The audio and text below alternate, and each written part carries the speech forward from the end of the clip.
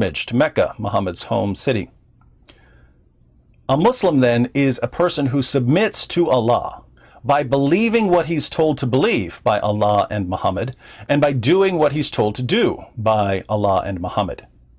So the function of Islam, its role in the life of a Muslim, is telling the Muslim what to believe and what to do in order to submit to Allah properly.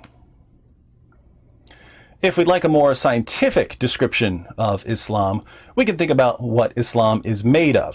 Just as we discover that a water molecule is composed of 2 hydrogen atoms and an oxygen atom connected by covalent bonds, we can also discover that Islam is a collection of teachings and practices that were common in Arabia during the time of Muhammad. There was Jewish monotheism right there in Arabia. The Jews had also written tons of stories that were recorded in the Talmud and other sources. Many of these stories were based on biblical characters, but they were obviously false. Stories about Abraham being delivered from a fire, or a bird teaching Cain how to bury his brother, or Solomon talking to animals. These stories were fictitious, but now they're in the Quran. There were also various teachings about Jesus and Mary that certain heretical Christian groups believed. Stories about Jesus speaking at birth, Jesus giving life to clay birds, Mary giving birth under the palm tree, and so on. No historian on the planet believes that these stories are authentic, but they were popular in Arabia during the 7th century, and now they're in the Quran. The Sabians, who are mentioned several times in the Quran, recited a creed, La ilaha illallah, there is no God but Allah. Muhammad simply added the words, and Muhammad is his messenger. The Sabians also prayed at all 5 of the times Muslims pray during their prescribed daily prayers.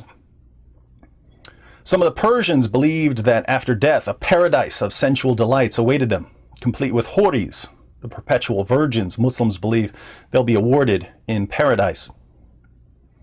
And let's not forget about the pagans of Arabia. The pagans of Arabia, the polytheists, performed ablutions, the ceremonial washings performed by Muslims today. The pagans prayed facing Mecca. They fasted during the month of Ramadan. They took the pilgrimage to Mecca and circled the Kaaba. They kissed the black stone. These were all pagan practices that were very dear to the polytheistic, idol-worshipping Arabs. Now they're part of Islam. Putting all of this together, what is Islam made of? It's a collection of 7th century Arabian beliefs and practices that received Muhammad's stamp of approval. What role does it play in the lives of Muslims? Muhammad made these 7th century Arabian beliefs and practices a necessary part of submission to Allah. Where do you find Islam, and how much of it is there? There are more than 1.5 billion people spread around the world who are convinced that they can only submit to Allah by unquestioningly adhering to this collection of 7th century Arabian beliefs and practices. Simple question, simple answer. Refreshing, isn't it?